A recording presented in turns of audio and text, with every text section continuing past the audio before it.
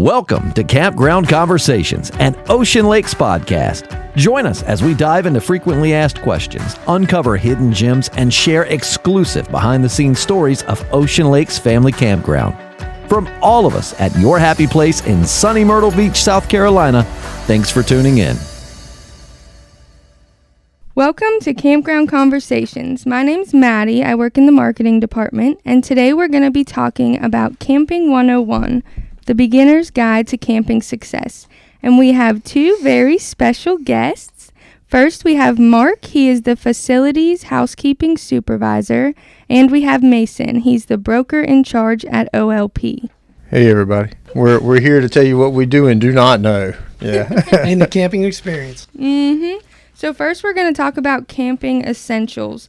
What are some things that you guys have found that you need while camping? And go ahead and tell us how long you both have been camping. So I just started camping. I bought my camper about 2 months ago now. And so I'm still learning a lot of the ins and outs about what I should have and shouldn't have. So a lot of the things I have on my wish list or things I needed to know are pretty basic. Proper chalking of the tires. Didn't have enough of those when I got close to the water, and even down to the sewer setup, how you really needed to have a support underneath your sewer line. It makes it a lot easier trying to get that into the septic there. Down to more towels. We need more towels all the time. Sand, plenty of towels is probably the main thing, just to keep it clean inside. I've been camping for most of my life, tent camping, till I got into glamping, as I call it, 3 years ago. And it's a whole different ball game because you have more moving parts with a trailer. Right. And the one thing I did go short on was levelers. To level your trailer, that was a big deal for me. I mean, I got where it was leaning and everything else. That was the hardest part for me right off the bat. But I corrected that. But the next best thing that I don't know about you, Mason, but sun shade screens, especially at Ocean Lakes. Man, we got burned up a couple times. Exactly. When you say sunshades, you mean like just regular shades on the windows, or are you talking about another attachment for the front of the camper? Mason. Good point, Mason. I should have clarified myself. They attach to your awning. They drape down. It's draped down. That way you can sit under your awning and the sun's not beating on you if you're cooking or what have you. So you almost make it like a little carport almost. Exactly. You close that side in. I see what you're saying. I'm sorry about that. Okay. I think I'm going to have to take that and get me one. Because, your wife's sitting there baking. She's not going to be happy. Oh, no. That's not going to go. That's not going to go real good. I had enough sun today. I don't know if Mason ever experienced this. Ants. There's a lot of sites that I've been to outside of Ocean Lakes that have ants. And they don't have people like landscaping or 50 crew or maintenance come down there and spray them. So I always carry a couple cans of ant spray because I encountered that a lot. Yeah, I got fire ants putting in the sewer hose my second trip out, and didn't realize it until, of course, I was bitten a few times that I was actually in the ant pile, which made it. At least I knew when I was taking it off, to be aware. But that's one thing about Ocean Lakes. I mean, you think about anything that happens on the site, we have a department to fix it. Trimming a tree, if it's rubbing the top of your camper, you got to watch that too. And if it's 6 o'clock at night, there is somebody here that can assist you. And right. I feel a lot of these smaller campgrounds are just not set up like that. Yeah. You're maybe 1-2 people that are there, and they cannot work 24 hours a day at these sites. So that is something, when you go into a smaller campground like that, I think it's really, you need to do your due diligence and research it more than the bigger campgrounds. Yeah, you're right. Mason said earlier about bringing your whole house. It's true. I load my back of my truck up plus the storage in the camper, but you got to watch the weight distribution, of course. But yeah, I think I'm an overthinker, and working at the campground, I do a lot of my due diligence down there talking to campers, because if you're going to learn anything, they're going to be truthful with you, and they haven't steered me wrong yet. I had a lot of times where I was pretty upset that I didn't know more or didn't research more before I really showed up, and I didn't have my, like I said, just the towels. Maybe an extra chair because we had somebody that showed up. I didn't bring enough stuff, and that was really it. Just really took time away. You had to get to the store to get it. Now you've missed part of your vacation. Right. Not Right, being fully right. prepared. But experience is a good teacher. I feel like that's the best way to learn is. sometimes Oh, yeah, is to absolutely. do it wrong first. Absolutely. Yeah. Do you guys have any personal stories of times you forgot something very important? No, because I overpack. I'm not like Mason. I overpack. He'll learn to overpack too, So probably. the leveling thing was pretty important That's for the me. And I don't know the first place we went to. I backed in. I put the chocks between the two axles, which there's a double axle on this unit that I have, so that was nice. I had that, but I didn't have the front block or the back block, so a little bit of wind came. It felt unstable, and it felt like the front of the trailer was up too high, so I didn't have an actual level with me. I've since just actually purchase a normal construction level, and I'll go around a couple of different times and try and get it as close as I can, so I don't feel like I'm leaning one way or the other while I'm inside the Yeah, camper. exactly right. Yeah, I did that too. It's been nice doing that, and then I still don't know enough about cranking down the legs, when you should do it. Should you actually use that as part of your leveling device, or should you possibly back up a little bit further on a thin board to get it level? The rule of thumb is they're just stabilizer bars, so you can't lift with them or you'll bust them. No lifting with those bars. Very No, good. You don't okay. want to lift your trailer with them. You want to do the boards, do the the boards. levelers, Mhm. stuff like that to get it level, because you'll eventually wear them things out quicker than they're supposed to be. Yeah, and then somebody did tell me also with those leveling jacks, if you extend them fully, they are not as stable as if you put a bigger piece of wood, a block under it, and actually make that jack so it's not fully extended, and that'll make it a lot more stable. That's correct. You're absolutely 100%. I have wood blocks and 8x8s, and I put them underneath. I bought some of the That plastic helps. ones now.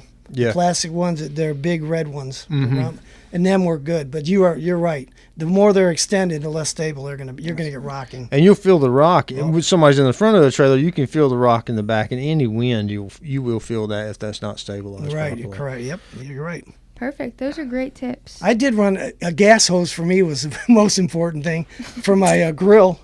I have the Yeah. plugs in my trailer. I was Yeah. one short on them, so you unplug it back in. So I learned that real quick. I bet. Because when you're cooking, you don't want that stuff. I'm going to say something that I thought was essential that I'm actually regretting the purchase, and that is a backup camera. Actually, when I use the backup camera, it almost confuses me because I'm using the mirror, which is reverse, and then you're looking at the camera. I end up turning the trailer the wrong way, and I've backed single hitch trailers for my whole life, it feels like. But when you put that camera and you get that different view, I feel like I'm more apt to turn it the wrong way. It's easier just to look out the window. I have a backup camera. It is a backup camera because it's in the back of the trailer. I use that traveling down the road to Yes. see who's coming up on me. If they're going to change lanes and just being jerks. Yeah. Or when my tire cover flies off, then you find that out too. Yeah, Mine flew off going to Cherokee. I was like, you got to be kidding me. But you're right. I'm a mirror guy. That's the one thing that I probably should have put more money into, something else instead of the backup camera, because it was an expensive device to purchase. I could see that. I'm like you. That's crazy. So now we covered all the gear you think that they need, or the Oh my gracious. essentials in your book. I mean, not all of it. I mean, there's so much, man. I I agree with Mason. Every camping trip's a different adventure. Well, I mean, your Depends where own- you're at. I mean, something. One of the big essentials that came with me, and I was so hung up on the sewer line. That is the main thing, and it is getting a good sewer line, getting the support under it, and making sure you have the right connection. That's a good tip. Well, y'all have already talked about it a little bit, but let's transition into, after you're all packed up, you're on the road, you arrive.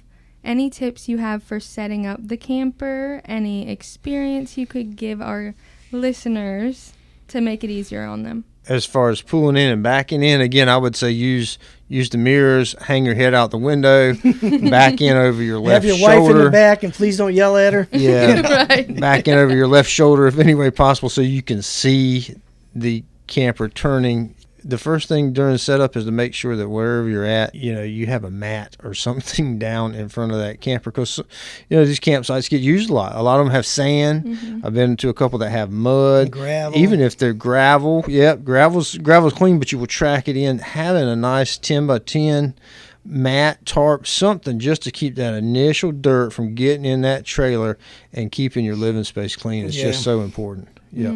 The one thing you have to watch out too, if your slide's on the driver's side, some of where the water and electric and everything, the stand might be too far. Yeah, you got to watch that, because we got it real close to a couple of them. It's like, I think that's a good point. Is you need to almost, before you start backing in, you need to go check out where your services are. Right. And so your trailer, water's on the back. So if I've got a water system that's all the way on the front, well, I might not need to go quite as deep into that lot. Well, that brings up a good point too, because I bought an extra hose. Yes. Because I got into that situation. Mine's on the rear also. I bought an extension for my power. I've got one place where the site was kind of willy-nilly. I had to use it, and I was shocked because I've got a nice stretch on mine. Yeah. But it's still little things like that. I think it's very important to have surge protectors on your campers. I don't care if it's portable outside. Mine, I had mounted inside, because surges happen in campgrounds.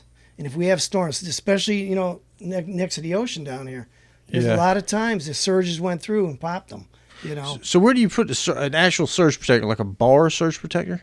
They have them over here at the RV center, and they plug in, and then you plug into that. So you really put them on the inside of your... You can. I hardwired. It all depends where your power source is coming in, where your cord goes out. That's where they basically hook it at that junction. I have a question. So I bought a water regulator, which is just like a... I did too. I'm not really sure why I need that. You do. Somebody told me to buy one. I have it. I haven't opened it. Can you tell me how to use You're that? talking about the one that goes straight from the water source? Yeah. You should have a gauge on there, and they usually get it between 35 and 45 in there.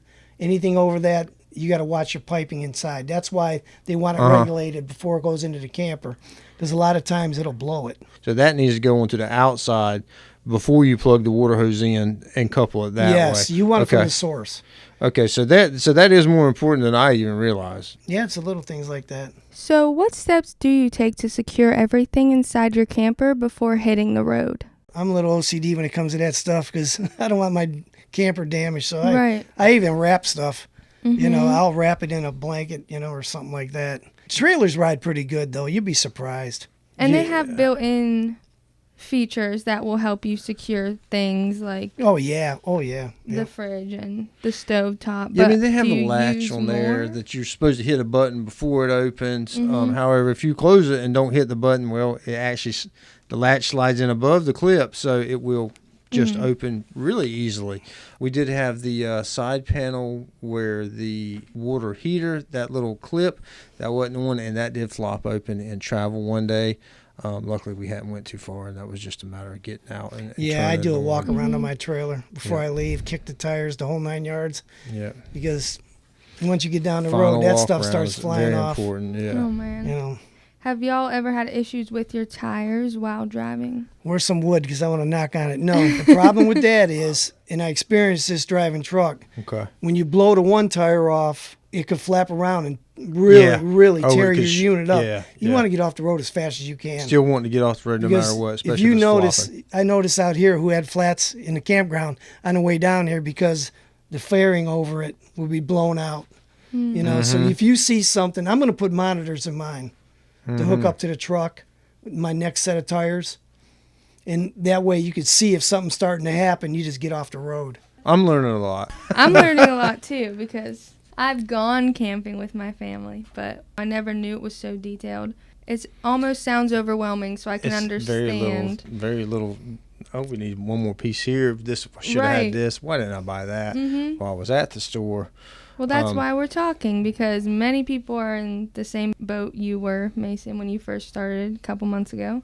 And Mark is a seasoned camper. Yeah, I'm getting there. He's helping y'all But I have a great resource out in that campground, I'm telling you. That's right. Yeah.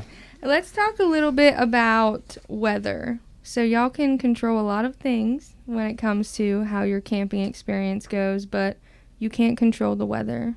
give us some advice. For example, here we have hurricanes, snow, all that good stuff that makes camping harder. I went through Debbie. I was on the sound side, not on Ocean Isle, but actually on the land side there at Waves Edge Park. And the newscaster on the television, it looked like her hair was, all over the place, but we barely had a breeze. But I did not have all my wheels chalked at that time. That was the first place we went, of course, the first place right through the hurricane. And so it was a little scary, but we got the thing leveled out. But we got lucky that it didn't blow on the mainland any harder, because it was clearly blowing pretty good over on Ocean Isle. Mm-hmm. That's the main thing. And do not put the awning out in any wind. Bingo. Any wind, no awning. People leave their campers when a storm's coming in, and they leave the awning. Leave the awning. Even if you out. dip it Come down, on. it's going to catch it in the wind. Oh, man. And that is going to be expensive for you. Well, it could fly off and hurt somebody too. Plus, it's attached to that camper, and it's going to rock that thing really good. Oh yeah. And also, if you're like you just said, you're in the wind, get your stuff that's outside and secure it somewhere. Back of your truck, especially carpets. We see them flying around here all the time. Carpets. People don't weigh them down, What is a good way to weigh them down, your rugs? I lift my stairs up, and I put it under the stairs and put the stairs back down. Mm. And then you got picnic tables, too. You can do that. Anything else weather-wise y'all have? I am not camping in no snow. Yeah, me either. Do you guys have any tips for people who may potentially want to come stay at Ocean Lakes? Make sure your unit is going to fit comfortably on the spot. You have to definitely watch what site you're putting your unit on, Right. because some of them are not made for that. Mm-hmm. Is there anything else you can think of that you would want to tell our listeners when it comes to being prepared to camp? Just respect the other campers. Campers are the greatest people in the world. They'll help you. But, you have some new campers that don't know the rules of camping, and they go on other people's sites and cut through, and you don't do that in camping. Right. You respect their property, That's very important. And I'm going to say bug spray. We didn't talk about that, but I mean, until it frosts, the mosquito issue, even during the summer months, I think a lot of people are even going to longer sleeves just to avoid the sun. That helps, of course, with the mosquitoes as well. But they're everywhere. They're just everywhere. So bug spray would be bug spray is really my important. big thing. Mark and Mason, y'all have been so helpful today. Thank you so much for joining me. And a big thank you to all of our listeners for tuning in to today's episode of Campground Conversations. I'm Maddie. I'm Mark. I'm Mason. We'll see you next time. Bye.